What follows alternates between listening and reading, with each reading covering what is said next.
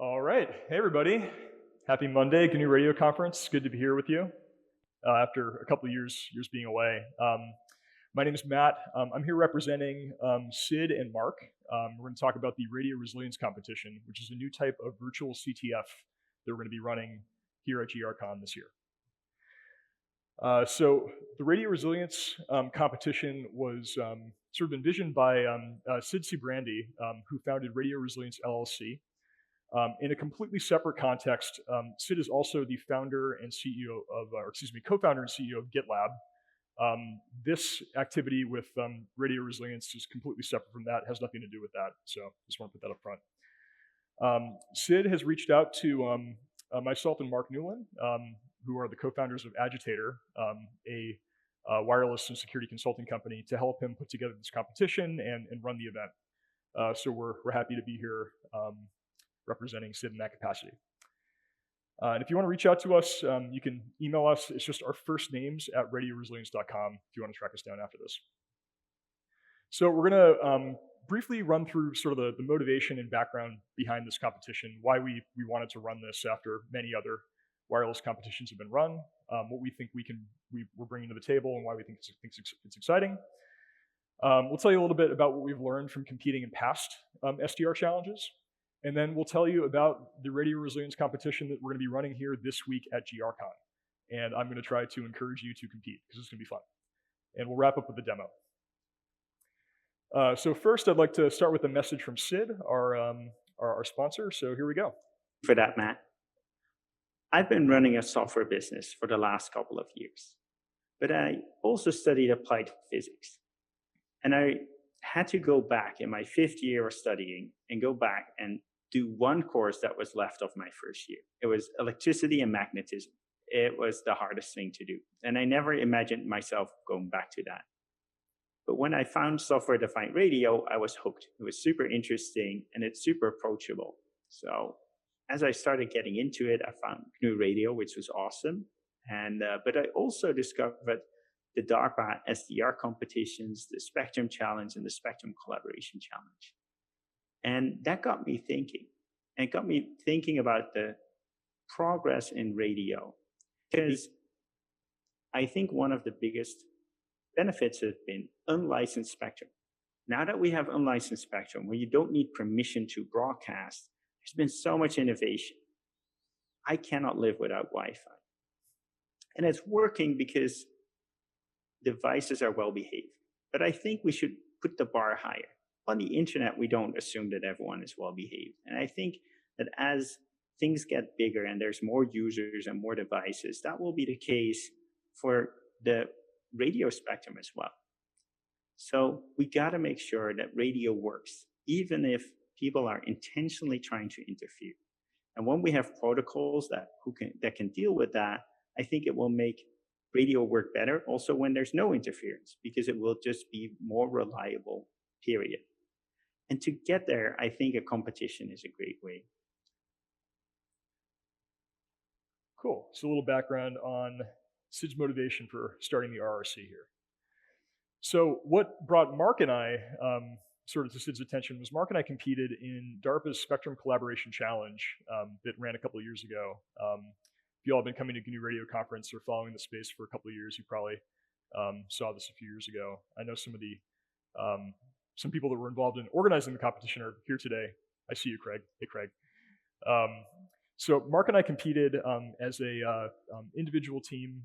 We were Team How Make Radio, because we were scrappy and sort of coming at it as two individuals. And the SV2's objective was to develop collaborative radio links that wouldn't interfere not only with themselves, but with other radios in the environment.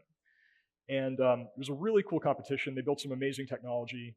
It was very complicated, though. So it was a very complicated game structure. Scoring was complicated.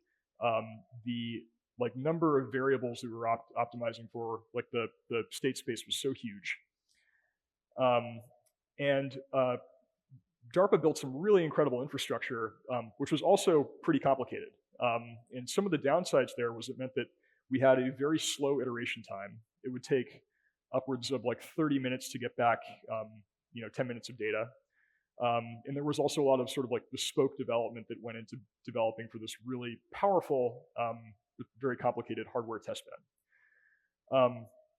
So coming out of this, we definitely learned some, or picked up some things that we knew we wanted to sort of, reflect in this competition, and things that we wanted to sort of build on as well. SC2 definitely reminded us that the PHY was still a space where there was a lot of work to be done. If you looked at like the types of PHYs that different competitors were building, they all looked very different. There was a lot of OFDM, but there were also some other sort of like more off the wall things that were kind of cool. So we figured there was still plenty of room to run here on just the PHY. We also wanted to optimize quite a bit for the infrastructure and sort of ease to build and develop on, so that we can lower that barrier to entry and get more people involved. And in doing so, we wanted to tighten up the development cycle, so that competitors could iterate really rapidly and locally on their designs before running them sort of in the larger centralized infrastructure. So that brings us to RRC, which I'm excited to tell you about right now.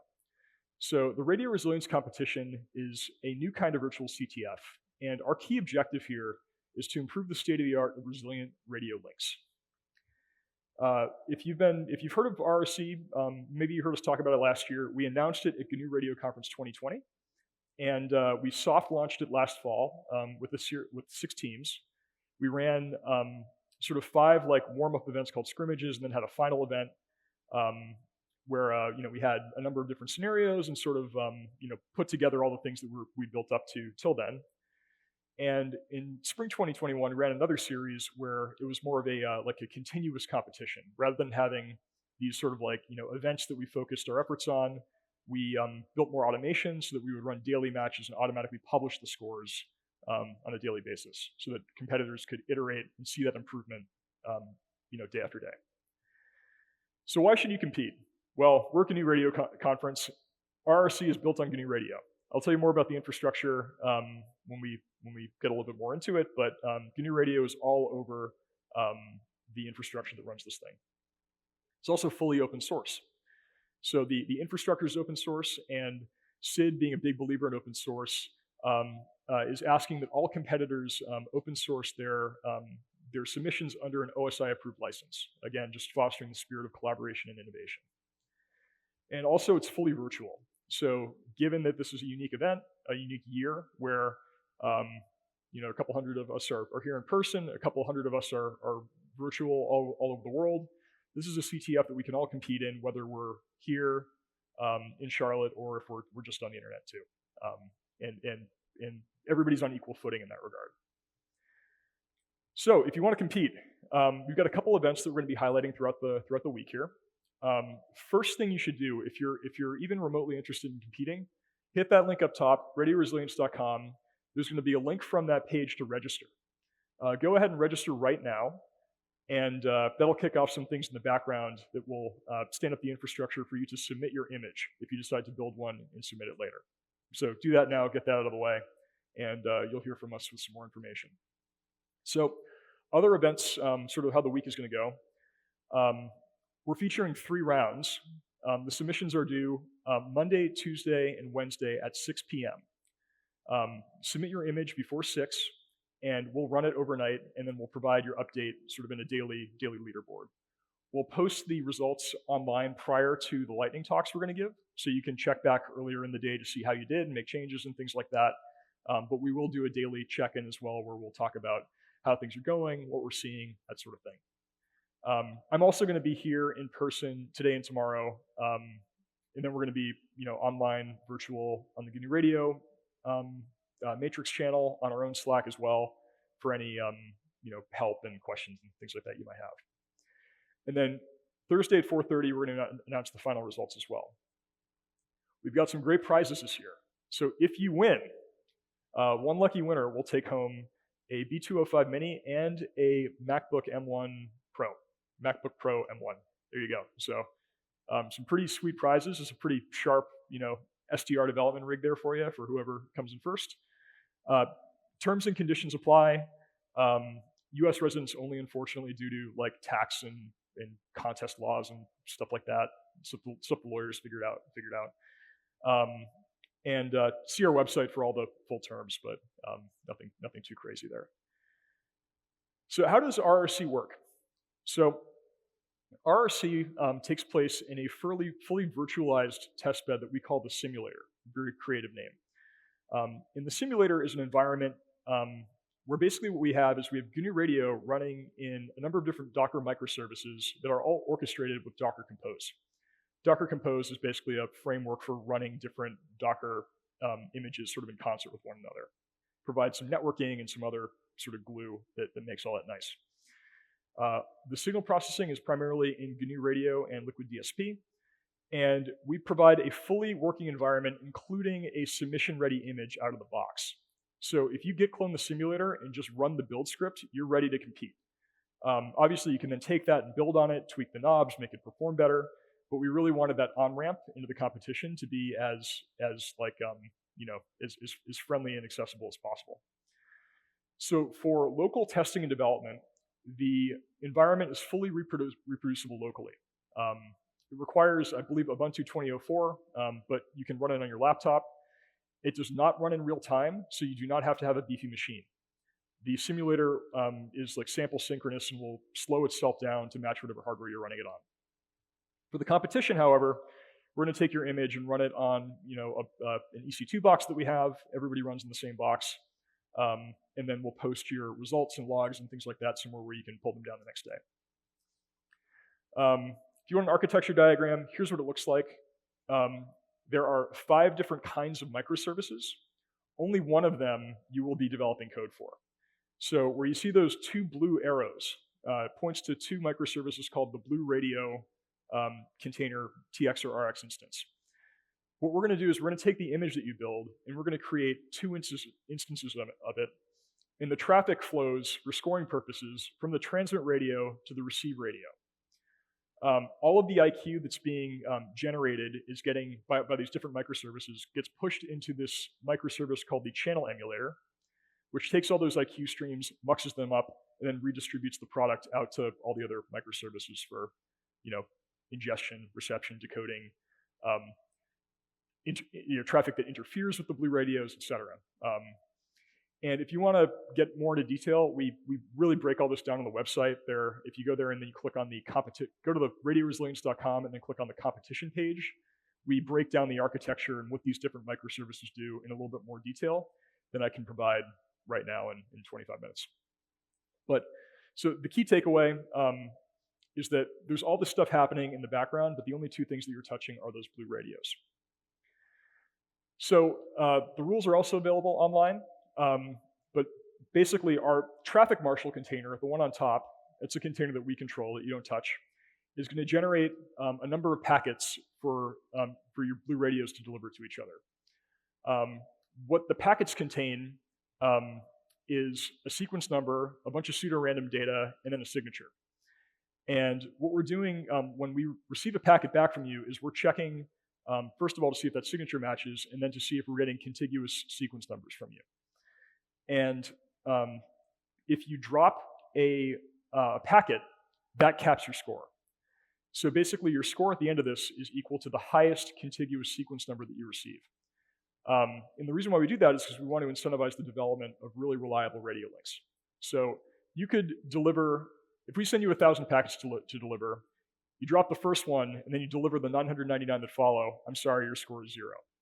But if you deliver 998 and then drop, the penultimate packet, then your score is 998. So again, you're just going to be modifying those 2, the blue radio microservice there. Those are the paths in the simulator, the ones in bold there that are going to be interesting. Everything else is just there to run the environment, but those are the things where you're really going to focus your attention when you go to do your development here. And again, just to highlight, we're providing a fully functional node to get you started. You don't need to make any code changes to compete. If you want to just build it and then resubmit that image, you will be entered and eligible to win that prize, assuming you meet all the other terms, things like that. I do encourage you to make some code changes because the stock image is not very good. This is what our interference scenario looks like. I mentioned that we're here to develop resilient radio links. To make it interesting, we do have some different scenarios that sort of shake up the channel that your radio will have to find different ways to get around. This interference pattern, if you can, I don't know if you can see with the contrast on the screen, but basically what you'll see is there's an interferer that's pulsing on and off periodically. It's also getting stronger as the match goes on. So the first pulse is kind of weak. You can see it's sort of blending in with the top of the baud line interface there. And then towards the bottom, it's pretty strong. So you have an interferer that's getting stronger as the match goes on. You also have some time-based elements that you can maneuver around if you want to like stay quiet when the interference is on and then try to sneak a bunch of traffic through when it's off. You can get clever like that. As of now, we'll see how everybody does with this, but the plan is to just run this one scenario all week. If people are struggling with it, we might make it easier, but this is the plan for this week. So to get started, go to radioresilience.com and register. Go to the website and read about the terms, the architecture, the rules, and things like that. And if you want some help getting started, we're doing an optional workshop somewhere around here at 3:30, so 30 minutes after this talk ends. I will be there in person. Marc will be online to help out with any online support, things like that you might need. In parallel, you can clone the simulator, gitlab.com/radio-resilience/simulator. Pull that down, follow the README. It's got all the instructions you need to build and run the simulator, to build your first radio image locally and run a full match locally as well. And then after you complete that first registration step, what we're going to do is we're actually going to make a GitLab project for your team. And the reason why we do that is because each GitLab project brings with it its own unique container registry, and that's how we're going to take your image. So what you're going to do is you're going to push your image up to that GitLab container registry, and then we're going to pull it down when we go to run and evaluate it. When you register, you'll get sent instructions on how to do all this. It's pretty straightforward. If you have any trouble with it, we're here to help you out with it. And then we want you to iterate on this too. So make changes to your blue radio locally, run it, see what happens to your score. Score goes up, that's great, keep going that direction. Score goes down, maybe try something else. And then daily we're going to be running those matches. You can pull down your logs and things like that to see how it's running in our real environment, which for all intents and purposes should be identical to your local environment, but your logs will be available too. And we also will render your IQ and sort of sync up your score in real time, and you'll be able to watch that on the website on our leaderboard as well. And we also want to sort of foster a community of collaboration here too. So we have a Slack channel we'd love to invite you to. Feel free to jump on there and share ideas. If you want to try to find people to team up with, by all means. And then if you have any technical support questions, we just ask that you submit those on the simulator GitHub project as issues so that we can sort of answer them once for everyone. I'm going to roll a quick demo, pre-recorded, and I'll narrate as we go here. Okay, so what we're going to do is we're first going to modify the base image, the base blue image. So the font's a little bit small, but what we're doing is we're turning down the modulation to PSK2, and we're turning off all the FEC, and we're going to run it, and we're going to see a score. And then we'll tune up the knobs, and we'll see how the score improves, and we'll show sort of the cycle of how you can run these images locally and get feedback from them. This is on fast forward because the match takes a little while to run. Here you can see the interference pattern sort of on the right-hand side of your screen, pulsing on and off. You get your big PSK2 channel in the middle there that's just plugging away, doing its thing. For the purposes of time, I might try to skip ahead a bit because otherwise we're just watching log scroll, and who wants that? There we go. Score 1,780 at the bottom there. So we're going to make some changes here to the configuration of the radio, and we'll run it again and see how we do. So we're going to turn up the modulation of PSK4. We're going to add some pretty basic FEC, 2 layers of FEC, and then we'll run it again and we'll see how we do.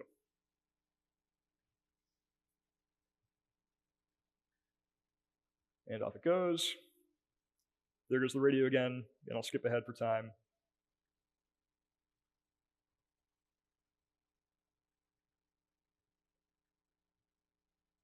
If I can. Multimedia on Linux is always a bit of a journey. Well, I'll let this run, but take my word for it, the score goes up. So you can pull down the simulator, get started with it locally, join the workshop if you have any questions about getting started or just want any help.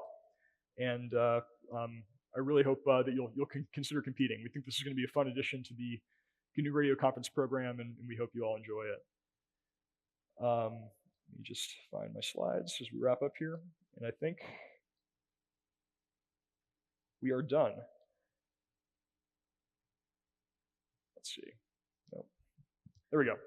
Workshop at 3:30. Come find us if you want to play, either in person or virtually. Go to radioresilience.com to register, and thanks so much. Hope you'll consider playing.